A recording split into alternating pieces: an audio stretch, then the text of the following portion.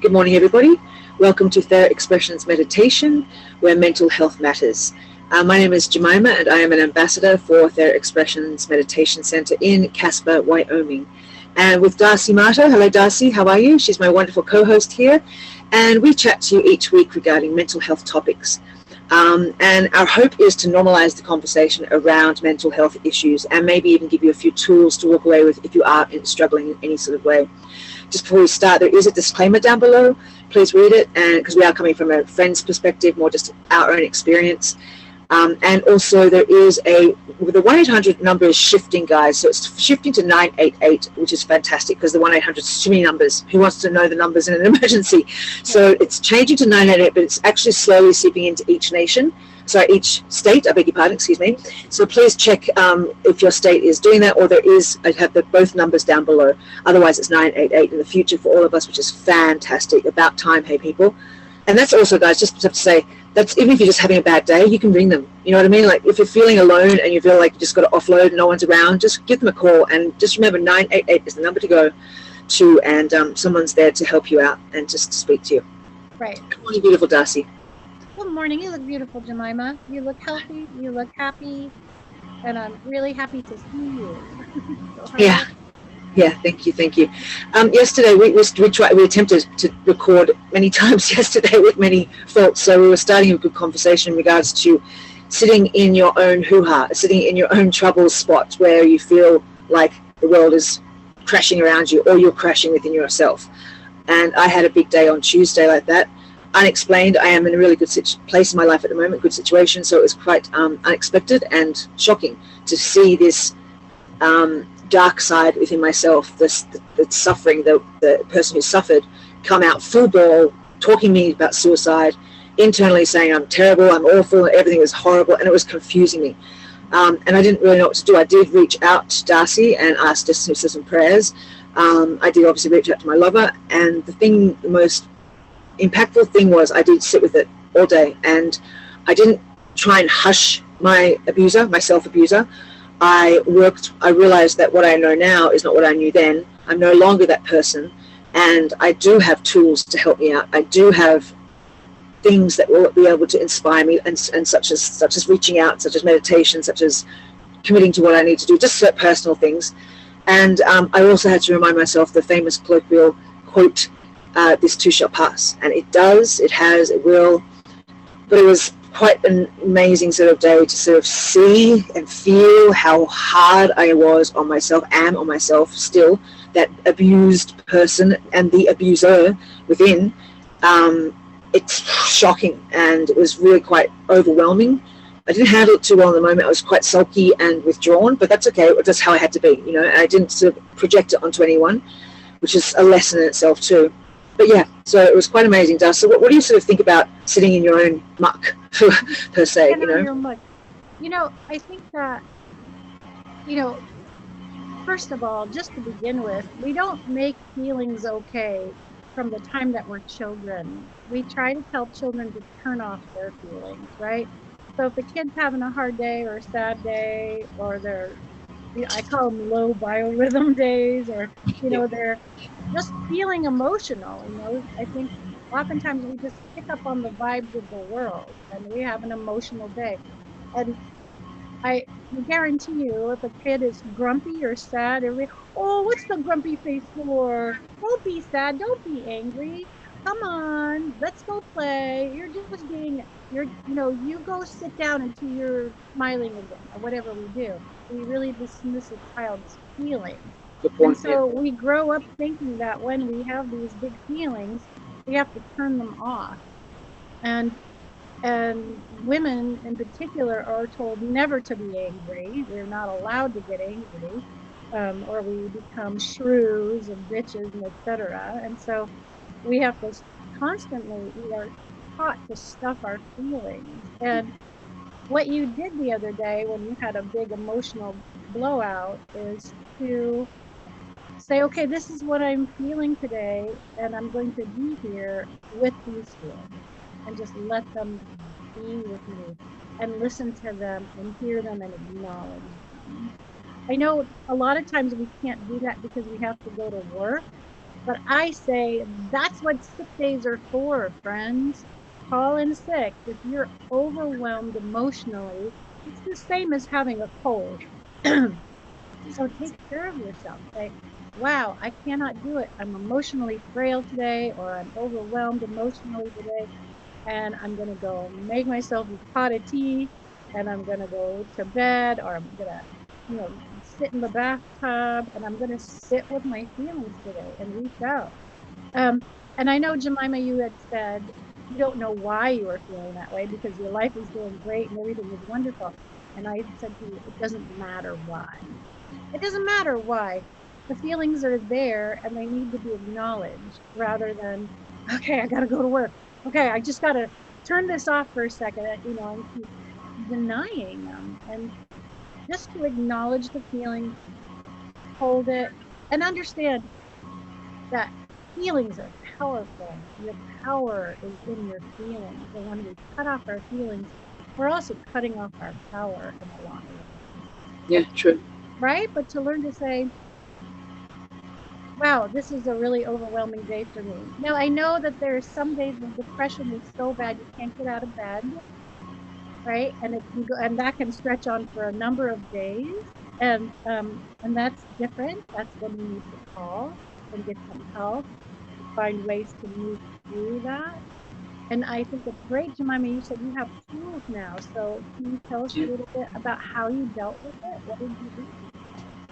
The first thing I actually did, which is quite unusual, is reach out. Like I usually hibernate, and then I actually get more aggressive too, because I think no one cares. And that's my inner demon saying no one cares, where that's actually not right at all. A lot of people care. And it also, the more I talk about things, the more I realize, or the more I feel after it does subside a lot. Maybe that day it was only like 5%, but hey, that 5% subsided of feeling so shitty in that moment, so it's a little bit of help. But to also feel the network of people surrounding me, supporting me, was absolutely heartwarming. And my Jemima, the woman now, was able to go, this is beautiful, I'm okay, this is okay, I've got people, I'm not alone. Even though that critic was still inside, the demon sometimes, not just necessarily the critic, was really, really harsh. I did meditation. I would do 6:15 meditation every morning, which is something I love and commit to it. And on those mornings, I love to jump into it. That morning I feel it. I was like, oh, thank God I've got this tool to go to. But that's not saying to everyone that you don't have to join a group. You can do meditation by yourself. That's just my group that through Theraexpressions Meditation that I do on Tuesdays. On every day, every morning during the week. I do also. I find for me, I commit to what my plan is for the day, and even if it's a slower to start, luckily I teach Pilates in the morning, which is such a blessing because I love it. So I get my body moving and I get to interact with other people, so it sort of grounds me. But if it was something, the rest of my list of the day, cleaning or doing whatever I had to do, I just took it really slowly and tried to commit, because that made me feel like I was not failing at anything. The internal dialogue of failure. Failing thing, yeah. So I wasn't failing at all. I was just slowly committing to what I had to do, and with a bad attitude maybe, but that was okay. I was still doing it and taking it slowly, I should say. And then that day I wrote my blog, and it really, writing helps, like talking to someone, it helps get it out. I got to sort of, also it allowed me to get in touch with people, let them know they're not alone too on these days. And that inspired me as Jemima, not the inner critic who's saying, oh, that's a stupid word, that's a stupid blog, all that sort of stuff. Right. But those are the tools that I used that day. And it was a tough day. It was not comfortable at all. It was a hard day. I mean, I was so shocked, really. The current Jemima was so shocked at seeing how angry and disappointed and hateful and just all these horrible words that I could list towards myself. Like, it was like, whoa. I mean, no wonder I did drugs. No wonder I suffocated so many years. But also the habit of having chaos in my life. It was an abusive relationship for so many years, with drugs in my life for so many years, etc., etc. So used to it. And it's just that, and then the suicidal thoughts coming in. Luckily, I know now that is nothing I will attempt. But having that habitual thought come in, which has been around since I was 12 years old, was powerful. Like, I was like in shock, and it was not comfortable at all, but I had to sit with it, because what else am I going to do? What else can one do? You can be productive in terms of finding tools to help yourself through, and that's just know that it's not going to be comfortable, and that's okay. Yeah.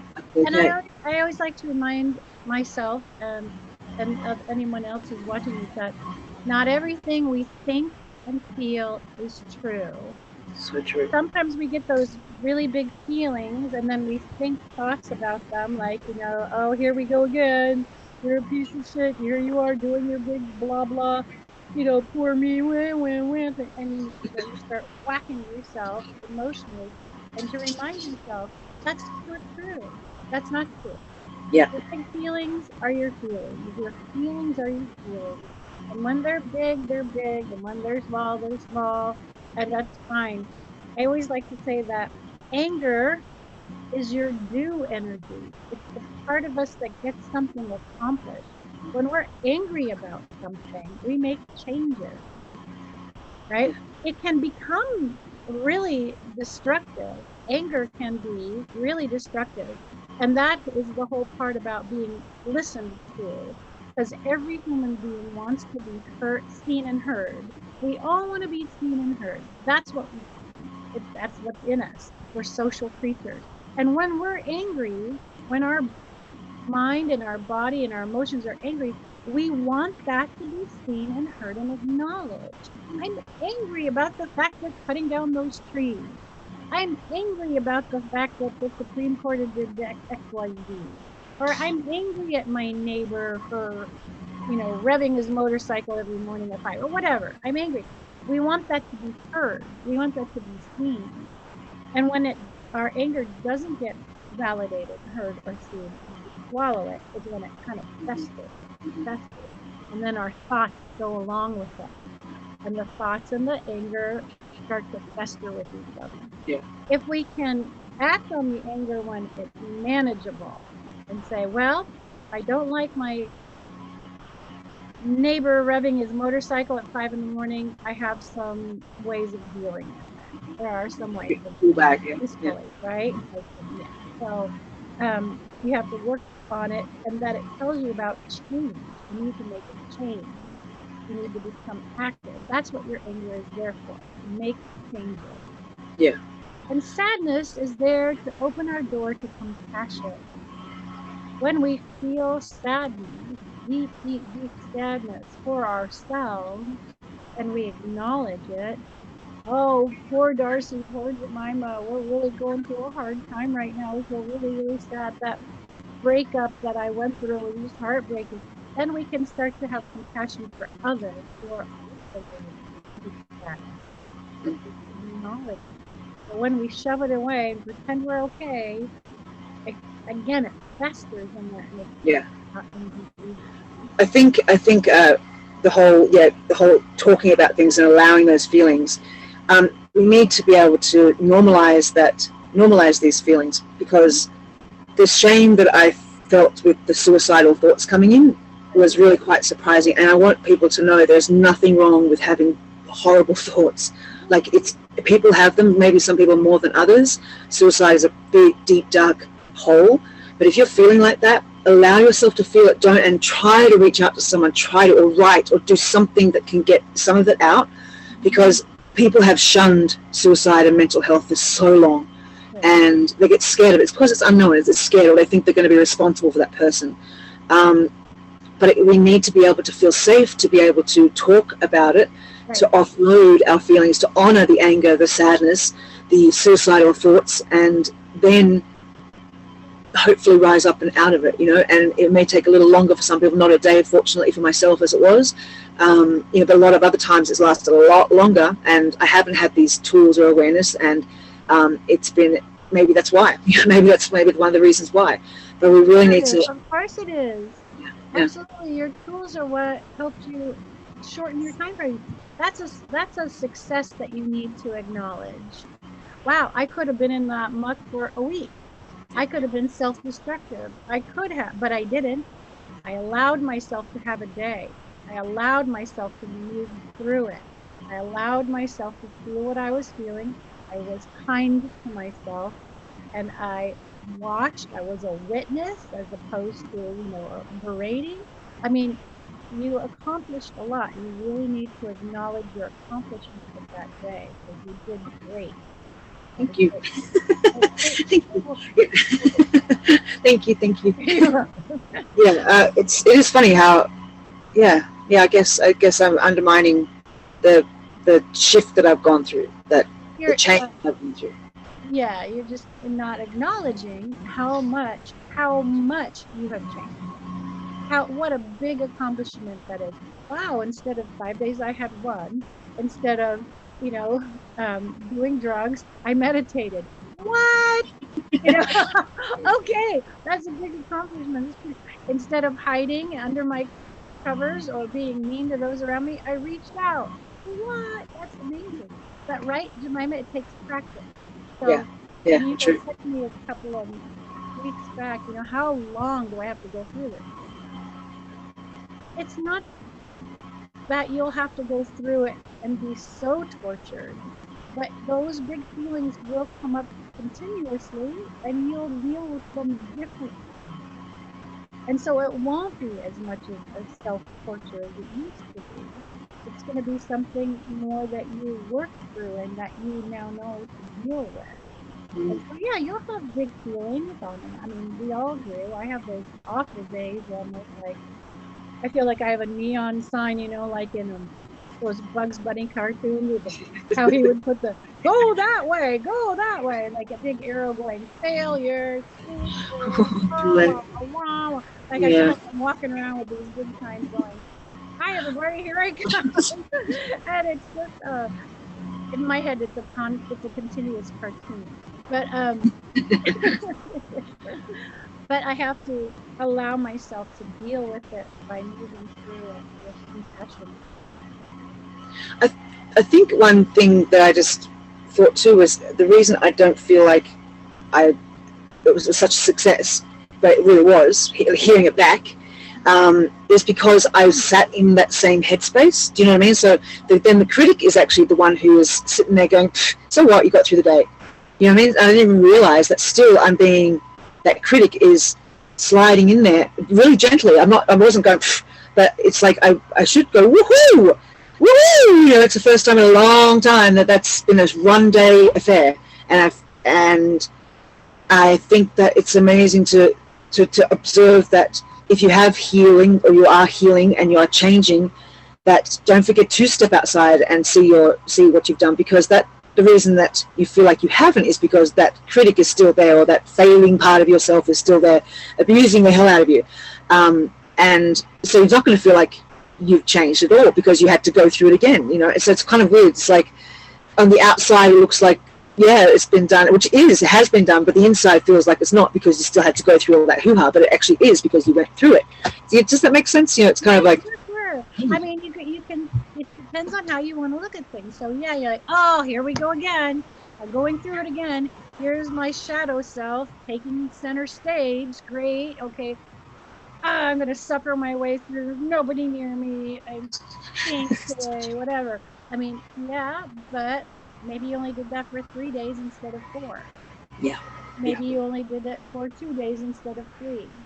Maybe for part of that time you actually got yourself to meditate or listen to music or paint a picture or draw with crayons.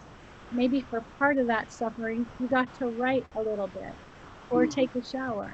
So those little accomplishments need to be acknowledged. Yeah, You might true. be suffering all day long, but you drew this great picture of your anger, that's an accomplishment True. that needs to be noticed, Yeah. because your psyche, your subconscious mind needs to know that you're seeing those little accomplishments. The little accomplishments add up to big ones if you're willing to see the small ones. The mind is a complex thing, isn't it? It can play tricks on you, and then it's sometimes so intelligent, other times it's so dumb. Like, you know what I mean? Like sometimes you go, but don't you know that? Like, hang on.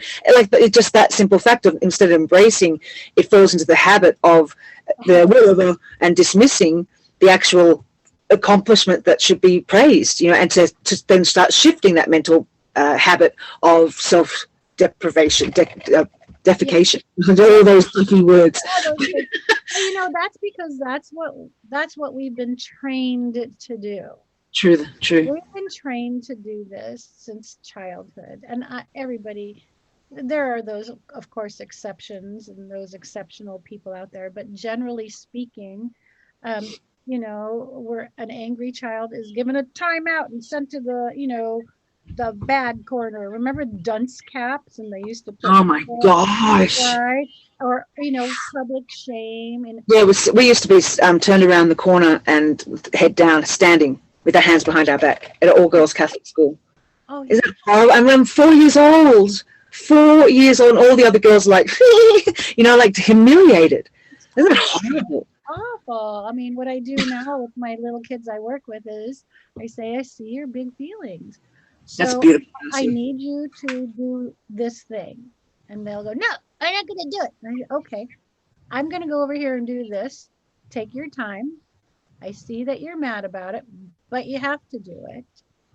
So take your time. And when you're ready, you'll do it when you're ready. I'm going to go over here and have some fun. See you in a bit. That's awesome. Yeah, I do it. I do. Go, Yeah, And then bless. slowly they go, and then they come over. But if I insist, if I give them all that negative attention, no, do it now, do it now, do it now. We're just reinforcing that negative energy. You want to fight against it even more. And then, you also have people, I remember, oh, this is great. So there was this boy I had who was a huge temper, horrible temper. And this teacher, I watched her work with him in this way. She used this nurtured heart technique developed by Howard Glasser. Amazing technique. I watched her work with him until she got him to regulate his own feelings. She could just look at him when he was having a big fit and she'd say, pause. And he would go, he would stop. And then he would say, oh, you're resetting yourself. That's great. And Beautiful. And he would do it himself. I mean, he would go from a big wad. Anyway, as he got older, and one of the things I said to his parents is he's a natural leader. He is a natural leader. He's got big feelings. He's got big ideas, and he can get everybody to follow him. We just have to get him to go in the right direction rather than instead of destroying the side of the building. Let's get him to build something in the sandbox. So anyway, one lady saw him and she was saying to me, she goes, oh yeah, you mean so-and-so, he's such a troublemaker. And I said to her, I don't see him as a troublemaker. I said, I see him as somebody who needs a little extra guidance. Beautiful. I said, he just needs a little extra guidance. He's got a lot of energy. He's got a lot of potential. That kid is pretty amazing. He's going to be like a fire chief, or he's going to be a leader. I said, he's going to be a leader. He's not a troublemaker. He's a leader. And she goes, really? I'm like, yeah, relook at it. The point here is this. If he was in public school, instead of that private school, if he was in public school, they would have treated him like a troublemaker. They would have berated him. They would have sent him outside to sit on the bench. He would have constantly been in trouble. People would have turned him into a troublemaker. And he would have been the person starting the fires rather than, I see. Absolutely. Amazing. And that's what we would have created an angry, mean, unhappy, destructive child. Instead, we got a kid who, is on doing sports. He's compassionate. And, most kids, when they grow up, they don't remember their preschool teachers. Most kids, they don't need them. This kid remembers his preschool teachers because we were formative with that emotional life in him. And he's a very compassionate person now. Very beautiful. So I feel like that happens to all of us. Yeah. We're told. And the whole thing about mental health is always shunned. So already it's in itself, if you feel like you're feeling off and icky, you tend to hide it because people don't want to know, and they think so. It's that whole thing of educating. People called me a crybaby when I was a kid. You're a crybaby. Quit crying. Quit crying. Quit crying. And then when I grew up, my ability to cry is what made my acting career happen. It's because I had a deep emotional life. So if someone could have seen my emotional life when I was a kid, I could have maybe not made everything such a big struggle. Yeah. Right. So anyway, that's great. Congratulations, Jemima. Thanks, Darcy, and thank you for your help. Like reaching out to you, it really helped me, and And I know that you didn't feel responsible, which is wonderful. You were just there as a holding space for me. And that's just what people need, is to have a safe space to just go, bah, and know that it's okay, you know, and that the other person doesn't feel affected or take on the responsibility. They're not there's no responsibility on anybody's else but for yourself. And it's just really, so thank you. So let's pull a card. Yes, I am. Are you shuffling? Oh, I was wondering. Okay, cool. So what do you want to ask? What do you want to say? What is,